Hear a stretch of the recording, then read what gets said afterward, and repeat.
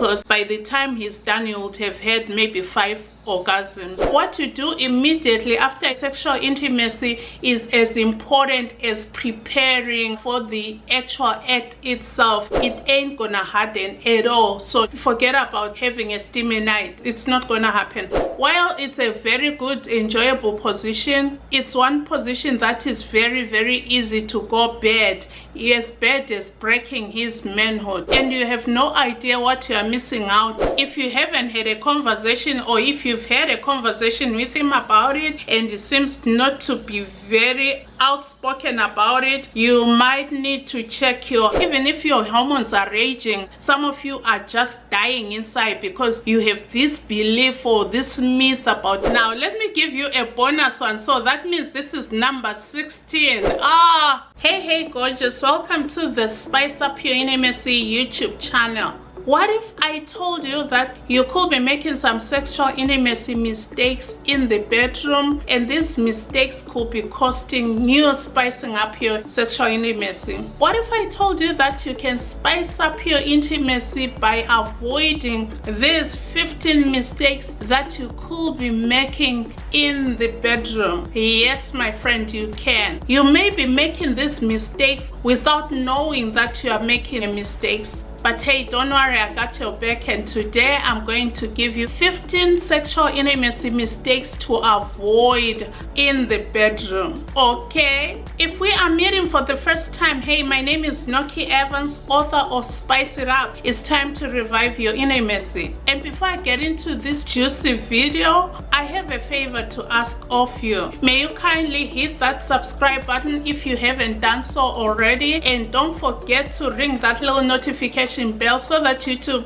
notifies you every time a new video goes up, and this way you'll not miss any of my informative and educational content. Now let's get on with it. Okay, these 15 mistakes to avoid are in no particular order, and one is as important as the other, but I tell you what, number 2 and number 13, they just do it for me. I'm so passionate about them. The first mistake that you want to avoid is one that is very, very, very common, and that is lack of communication. By you failing to communicate with your spouse in the bedroom is costing you spicing up your intimacy. And as far as communication goes, this is very, very broad, and if I may say, spicing up your intimacy is based on good communication. That is like the basic of the basic. You may not be aware that failing to communicate in the bedroom is not only jeopardizing your sexual intimacy, but it is costing you pleasure. Yes, what am I talking about? I'm talking about you failing to tell your spouse what works for you, what is good for you, what doesn't work for you. By you failing to tell your spouse the things that you enjoy, because for whatever reason your communication really sucks. If the communication is bad in the bedroom, it is not just going to cost you pleasure, but also it may be costing your spouse as well. You may be failing to communicate what works for you, what doesn't work for you. You may be failing to communicate your boundaries, and all these, they contribute to you enjoying your sexual intimacy together with your spouse. Can you imagine if only you could communicate very well without fear and clearly to your spouse, without leaving the guesswork to your spouse? Can you imagine how much that will help or improve your sexual intimacy? Like I've said in many of my videos, that, and I also mentioned this in my book Spice It Up, It's Time to Revive Your Intimacy. If you mention to your spouse the good things that it does to you or for you in bed, I tell you, my sister, he will not forget it, because by him knowing that he's doing something that gives you pleasure, it boosts his ego. So why not do yourself and your spouse a favor by mentioning those good things that it does for you? While we are on communication, the way you communicate is important. Oh, that's a whole video on its own. I'm definitely going to be working on this video in the near future, so make sure that you are subscribed. The way that you are communicating is important. If you use an accusatory tone or a commanding, controlling tone, you are not going to get anywhere. But if you approach your communications, for example, if your spouse is not considerate of you and is just bang bang rush rush, is done, it turns over and goes to bed, instead of complaining about the way he's intimate with you, you can express to him how it makes you feel. Honey, I feel like, and then you state your issue. Or the other way of putting it is, I prefer that instead of rushing into this, how about if we, this way there is a high chance that he's going to listen to you. I actually have a number of videos. I have a video on how to communicate your desires and be heard. I'm going to link it in the iCard here or in the description box below. Okay, so the way you communicate is very, very important as far as getting results. Good communication, I tell you, will go a long way as far as spicing up your intimacy. So that is the number one mistake that a lot of women are making in the bedroom. And if you are watching this video, you are in luck, because that means now that you are aware that you could be making this mistake, it's time to correct it and get your intimacy back on track, or on track if it has never been on track. Okay, now let's move on to the second one, which is one of my absolute favorites. Not only is it one of my favorites, but a lot of women, because of bad communication, they make this mistake, and because of that, a lot of you ladies are not satisfied in bed. As far as some of you are concerned, sexual intimacy has become a chore instead of pleasure. And this mistake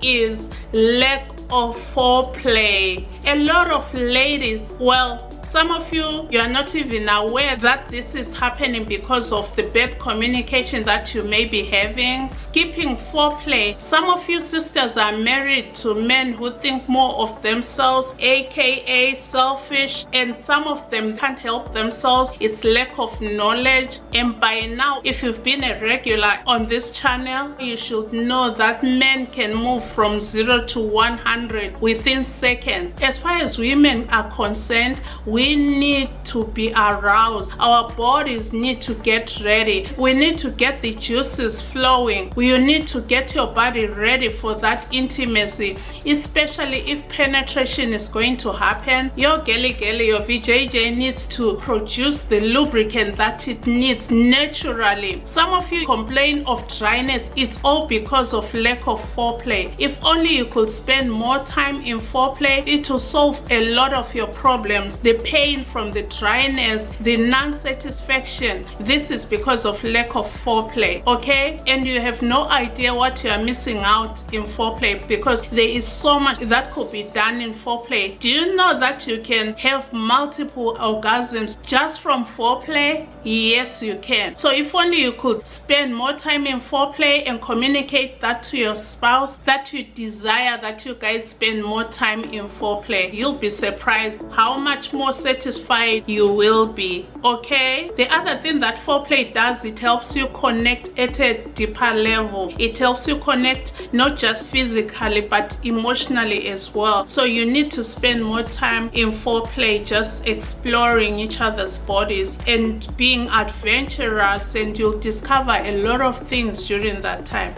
Okay, now let's move on. The next mistake that you could be making, my friend, is assuming that you know what your spouse wants. Stop assuming that what you are doing to him is satisfactory or makes him feel good, which is why you need to communicate with him. Ask him how it feels. Honestly, guys, I think you should get my book for those who haven't done so. I actually mentioned that it's important for you to check in with your partner to say, how does this feel? Does this feel good? How is this working? And then he's going to open up by checking in with him and seeing how he is doing. Does this feel good? Is this okay? Another thing that I also mention or always stress as I coach you ladies is that it's good to check his facial expression, especially for those of you who are bold enough and enjoy having sexual intimacy in broad daylight or with the lights on. I know, so for some people it's gotta be lights off. Hey, each to his own, but hey, if you are one of those who likes broad daylight or the lights on,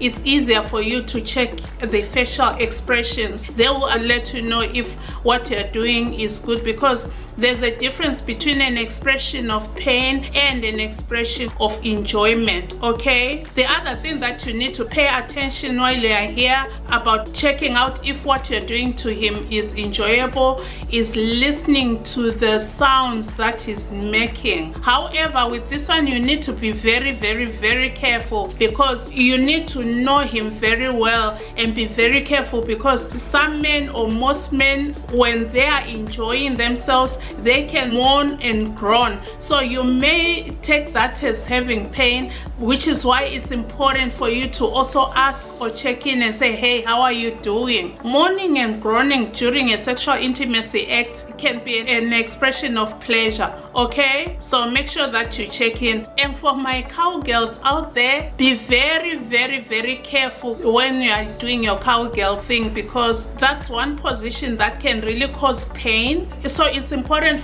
for you cowgirls out there to check in with him to make sure that he's not in pain, because while it's a very good enjoyable position, it's one position that is very easy to go bad.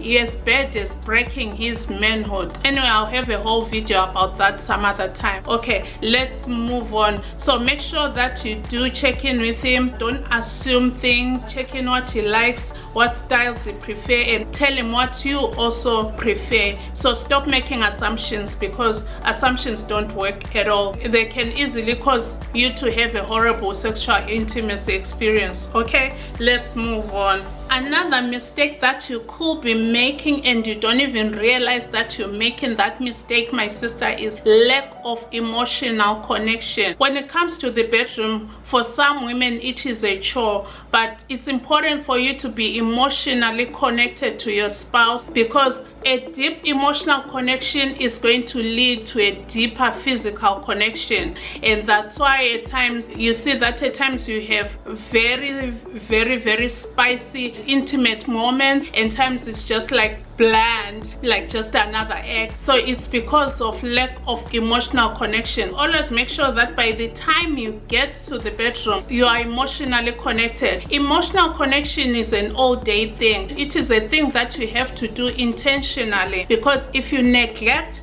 emotional connection, I tell you, it will be hard to connect physically. Let me know if you want a whole video on emotional connection, and I'll definitely work on a video on how to emotionally connect with your spouse. Okay, let's move on. And at number 5, I know for most women, you may not be a culprit for this, but there are some women who do this. After you're done with your fireworks sexual intimacy act, then you're all done, whatever you do afterwards, and then you roll over and face away from your partner, or you roll over to the other end of the bed. Big mistake. So at number 5 is lack of aftercare. Yes, what you do immediately after sexual intimacy is as important as preparing for the actual act itself. It's as important as getting yourself ready for sexual intimacy. Okay, so you need to get closer, especially when it's not hot. There's no reason. Or if it's hot, we've got ACs and fans. If you are at a place where you don't have an AC, you can buy the fans. There's no reason why you should be rolling and turning away from your spouse like something very bad has happened. Instead, you just need to get closer together. I don't care whether touch is your love language or not. For that moment, you need to hug him, get closer to him, spoon him if it means spooning him. If he's the one facing the other way, if he's facing towards you, that's even better. Okay, so you need to exercise good aftercare as much as you prepare for the moment to get intimate. It's just as important to be physically close even afterwards. Okay, this way there's a sense of physical closeness. Okay, that's another mistake It's even better in winter, you know, when it's all cold. Okay, now let's move on to the next mistake that you could be making and you don't even realize it. And this mistake is being absent-minded. Oh gosh, being absent-minded or lack of being present, however you want to put it. And there could be a lot of factors that contribute to this, which is why televisions and cell phones, iPads should be off, which is why I'm a big believer that there should be no television in the bedroom. And as far as these gadgets, if they are going to go into the bedroom, they better be off or be on silent or do not disturb, because what ends up happening, one of you may be trying to initiate or to be close to you, and because you are busy on your cell phone or on your laptop or on your iPad, that is a big turn off, and it's one of the biggest mistakes, and that mistake has costed some people their marriages. So you want to make sure that, let me just say, gadgets don't go into the bedroom. If they do go into the bedroom, they better be off or they better be on do not disturb. This way you are paying attention to your spouse and you're giving him your whole undivided attention. Okay, my sister? Another important thing when it comes to being distracted, we all know that they say 90 or 95% of the sexual act happens in the mind. So if your mind is not present, it's not going to happen well. You are not going to perform well. And for a man, if a man's mind is not there, you ain't gonna get anything that night, because for men especially, their mind has to be focused. If there's no focus, it ain't gonna harden at all. So forget about having a steamy night. It's not gonna happen. It's important for everyone to really pay attention and to be present in the moment. Be present in the moment and give it your all.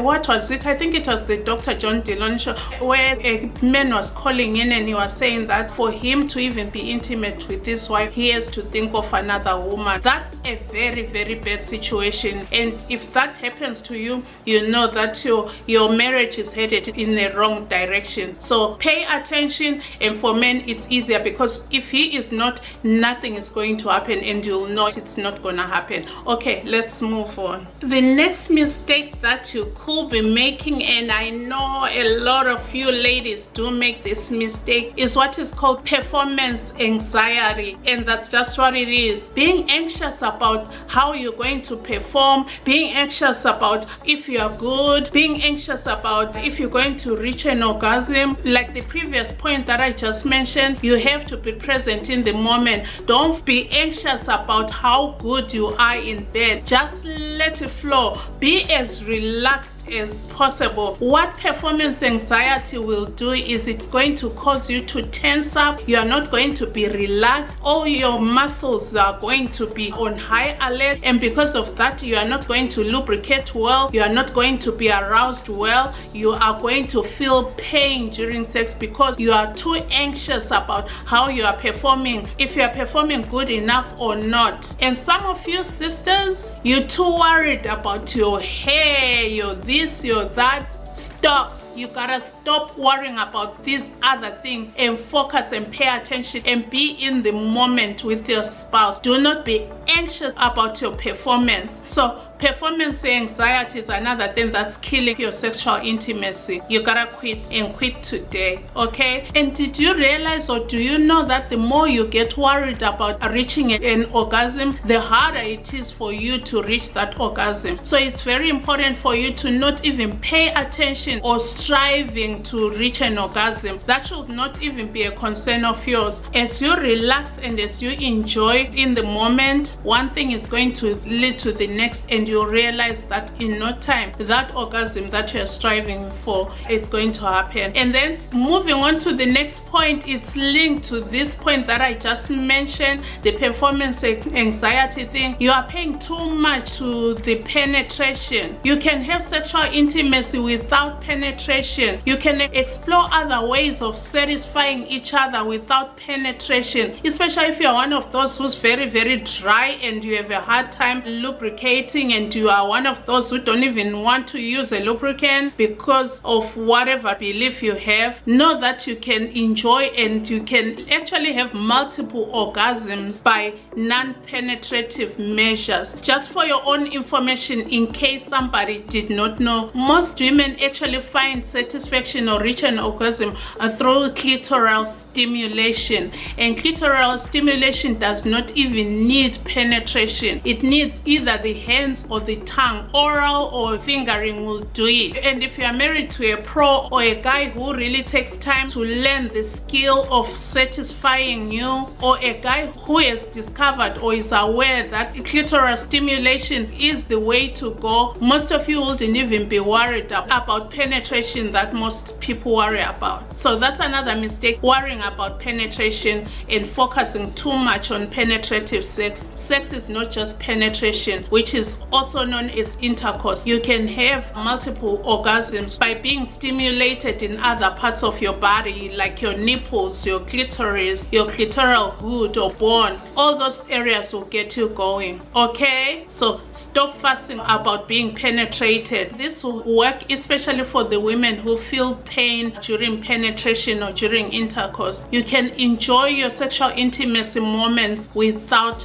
penetration. Okay, let's get that corrected immediately. Okay, now let's move on. And then at number 9, believe it or not, another common mistake that most of you ladies and your spouses are making is that you are not asking for consent. Yes, even if he is your man, it's still important to make sure that you are not crossing his bounds. If he says no to anything that you are doing, you better stop doing whatever it is that you are doing. It may be uncomfortable, like I've already mentioned. That particular act might be uncomfortable, just like you. When you say stop, hopefully he stops. If he doesn't, that means consent is not being met in that particular sexual intimacy session. It is very important for you ladies to respect somebody's boundaries or to respect somebody's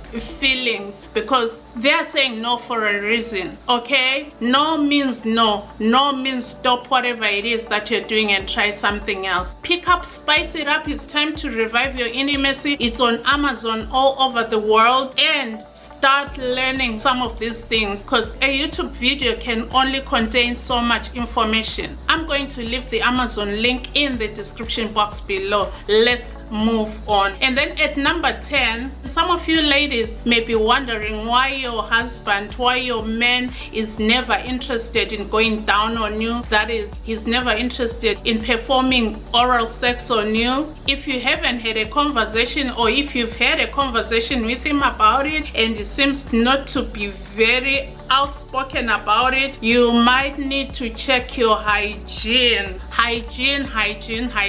I'll never stop talking about hygiene. Hygiene before sex is very important. So is hygiene after sex. It is very important, but more important is the hygiene before you get intimate with your spouse, because when you are taking good care of your body from head to toe, like I mentioned in my book, I have a whole chapter on hygiene. I believe the hygiene chapter in my book is the longest chapter of that book. That means it is very important. You need to take care of yourself. You need to take care of your hair, especially if you are wearing the hair that you are not born with, or if you have braids or whatever it is. To you, my sisters, yes, I'm talking to most of you sisters, you better take care of that weave. Just spraying perfume on it will not do. Take care of the pits. Yes, I have a whole video on hygiene as well, so make sure you check it out. I believe it's going to be on the playlist that I'm going to leave in the description box. At this point, I might as well just throw the whole playlist on, because most of these things I do cover in most of my videos. Okay, take care of the pit, take care of the VJJ. Yes, the girly needs to be very clean. If you prefer to shave like most women do and most men men prefer. Make sure that you are clean shaven, because I can't even imagine somebody giving you oral with all the bushy hair. So make sure that you are cleanly shaven. If you're one of those people who say, oh, it itches, there are a lot of things to avoid the itch these days. There are sprays you can spray after shaving. You can make sure that you choose a razor that has more than 3 blades on it. 5-blade razor is even better. There are some anti-itch creams. You know, there's no reason why you shouldn't be clean. This way it makes it easier for him to really explore and do whatever he wants to you. And guess what? You are going to enjoy, and you'll stop nagging him about penetration, because by the time he's done, you would have had maybe 5 orgasms. Okay, if you are enjoying this video, please give it a thumbs up so that more people may find this video, so that we can all be educated in this very important area of sexual intimacy. Okay, let's move on. At number 11, some of you sisters are not open to feedback. Yes, you have to be open to feedback during or after your sexual intimacy. When your spouse gives you feedback, don't take it personally, especially if it's something that needs to be corrected. It is only then that you're going to course correct and you're going to do better. And it is not just going to be better for him, but it is going to be better for you both. So receive feedback with openness, receive feedback with an open mind, and go a step further and ask for feedback. Don't ask for feedback with the expectation that you are expecting a 5-star review. Be open to constructive feedback, feedback that's not going to tear you down, but feedback that's going to help you both spice up your intimacy and take it to the next level. Okay, and I expect you to do the same to your spouse. Give him feedback, honest feedback, and feedback that is not too critical. Feedback, even if it's critical, make sure that you phrase it in a way that is non-attacking, that is not going to tear him down and ruin his ego. And as you give feedback, what you say, this goes back to communication, what you say and how you say during your sexual intimate moments is very, very, very crucial. I think I'm going to be working on a video on the things that you need to avoid during sex. Oh my gosh, you're going to love that video. It's not just going to be funny, but it's going to be very, very informative. Of course, the list is not going to be as long as this one here. It's going to be a shorter list, but yes, there are things that you can and cannot say during your sexual intimacy moments. Okay, and then at number 12, some of you sisters neglect the little things. Do not neglect the little things. I'm talking about kissing. I'm talking about that word of gratitude, thanking him, appreciating him, giving him the thumbs up for whatever good that he did before you snuggle close to him. Don't just roll over to the other end of the bed. For you queens with king beds, if you're going to be in a king bed, by now, if you've been married for some time, that king bed better have a well in the middle. That is if you don't turn it often. What am I saying? I'm saying don't forget to give a word of thanks, to kiss him on the forehead, wherever you wanna kiss him, and tell him how great it was, and be sincere about it. These things go a long way. They go a long way. Those little things are the things that he's going to remember. Point out some things that he did during this particular session that you really enjoyed. What actually made this session more precious and more intimate than the last one. Okay, this way you'll keep getting better and better and better, and he'll keep striving to do better and better and better. Okay. Okay, let's move on to number 13, which I believe you've been waiting for. So have I, and here it comes. Not initiating sex. I just created a whole video about initiating. I think if you go, maybe, I believe it's the 3rd video from this one going back, some of you sisters are not initiating for whatever reason. Lack of knowledge. Yes, it is okay for you to initiate, and it is an advantage for both you and your spouse to initiate. When you are initiating, you are showing him that you want him, you desire him, you need him. Most men have said that it makes them feel good when their wife initiates. So it's important for you, my sister, to initiate. Don't wait for him to be initiating every time. And you know what? I feel pity for for you ladies who wait for the man to initiate, because that means the night when he's not feeling like you ain't getting nothing, even if you're on heat, even if your hormones are raging, if you do not initiate, some of you are just dying inside because you have this belief or this myth about initiating. No, initiation is for both of you, both men and women. It's not a man's job. It is for you and for him, and it speaks volumes when you initiate. Don't get me started about this initiating thing, okay? So you better make sure that you initiate more often, and if you're going to plan to initiate, I want you to be very, very intentional about it. Start the moment he leaves the house. If he's working out of the house, the whole day you are going to be seducing him, you're going to be flirting with him, you're going to be sending him sexy flirting messages and promising him what you want to do to him tonight. This is going to build the anticipation. He's going to be mentally prepared when he comes home. Just in case he has been having that rough day, he has to know that tonight the lady of the house wants me, and she wants me so bad that she will not take no for an answer, okay? So make sure that you initiate, because that is one of the biggest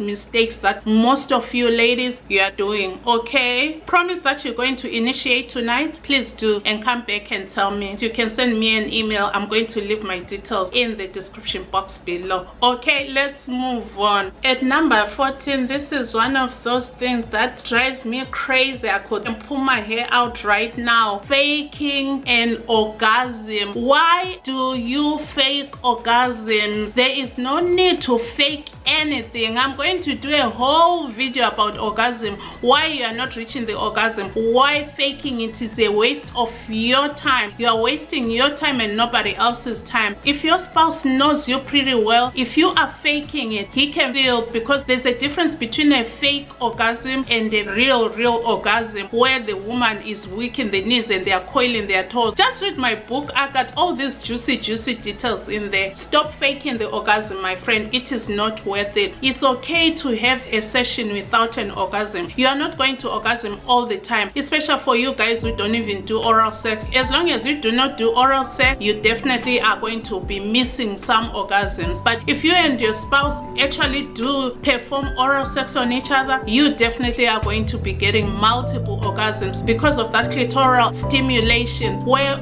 the nerve endings are loaded. They used to say that there are about 8,000 nerve endings on the clitoris. Guess what? Studies and research has shown that there's actually 12,000 nerve endings. That's your most sensitive area in your body. So let him just lick it a little bit and play around with his tongue on there. And it better not be a sloppy one, because sloppy ones are a turn off to him. Do not be faking orgasms. It's not even worth it, okay? Now let's move on. By the way, I have a bonus one for you. Then at number 15, it's similar to the non-initiation, but it's slightly different. Being passive. Jeez, some of you ladies, because you have this mentality that sex is a man's job, you are missing out. Being passive, I say in my book, laying there like a dead log. If you are laying there like a dead log, you are not only being unfair to your spouse but to yourself as well. You are shortchanging yourself of the enjoyment and the deliciousness that you could be having. Do not be laying there like a log. Actually, I do have a whole chapter where I give you, I call it, I think it's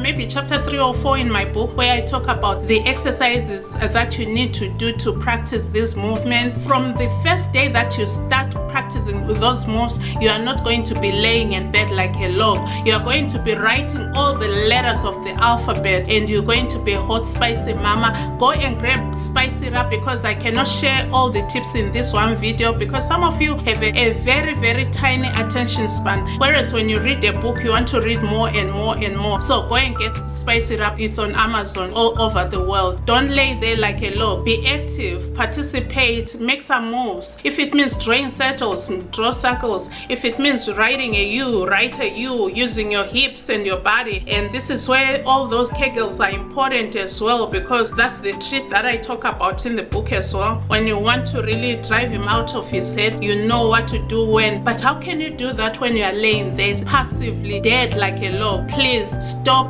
laying there like a log writing an essay, or dreaming of your high school days, or thinking about the bills and your lousy job and that co-worker who scratched your nerves, please stop, okay? Stop being passive. There's no need for you to be passive, because it takes two, and you are the second part in this whole thing, okay? Now let me give you a bonus one. So that means this is number 16. Do you know why most of you ladies start having that 9 p.m. headache apart from performance anxiety? It's because your sex life is boring. Monotony.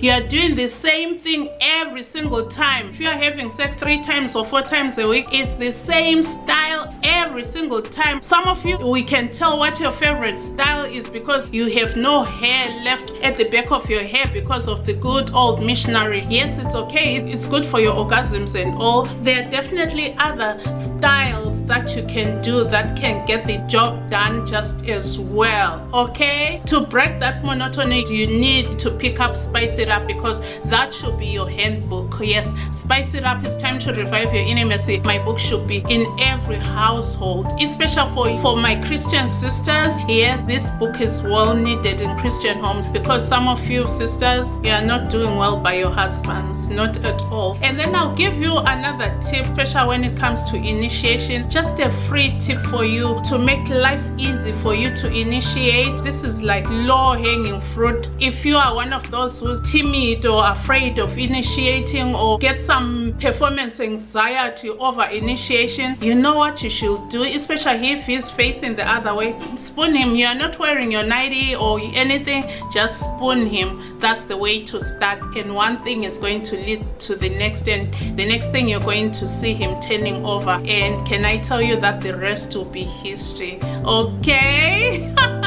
If you want to hear more live from me, I have a live event via Zoom on September 21st, 2024. Yes, I'm sure by the time you see this video, maybe the early bird price would have ended, but nonetheless, go ahead and grab yourself a ticket. They are still very affordable, so that you can hang around with me on Zoom, where we'll be talking about sexual intimacy challenges faced by most women. I'm not just going to list all these challenges, but I'll also give you some tips on what to do, how to overcome whatever it is, and we will leave some time for Q&A at the end. If you are not available on September 21st, but you really need my coaching, and you like the way I share advice on sexual intimacy, you can book yourself a one-on-one sexual intimacy coaching session, and these are in 1 hour durations, but feel free to, you can also just book one to start off with,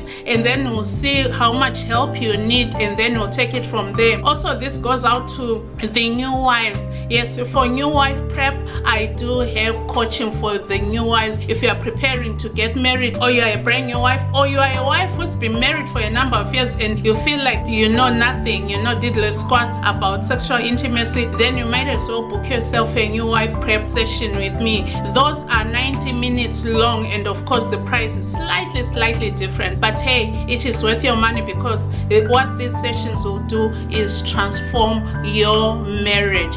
I want you to invest in your marriage, and do not give the devil a foothold by you having the 9 o'clock headaches, or just not being present in your sexual intimacy matrimonial bed. Okay, my friend, I hope you found this video not just entertaining, but very helpful. If you did, please share it with your bestie, your friends, your aunties, that person that you normally share videos with or information with. Throw it in your groups. Yeah, share it in your groups on Facebook, on WhatsApp. Just share this video. I really appreciate you sharing this video, and don't forget to give it a thumbs up. This way it tells YouTube that this is the type of video that we want to see, and Nokie is doing a great job, and this way we can also grow this community. Do you want to know what happens to sex after you turn 40? Go ahead and watch this next video right here. Remember to do small things with great love. From my heart to yours. Don't forget to keep it spicy.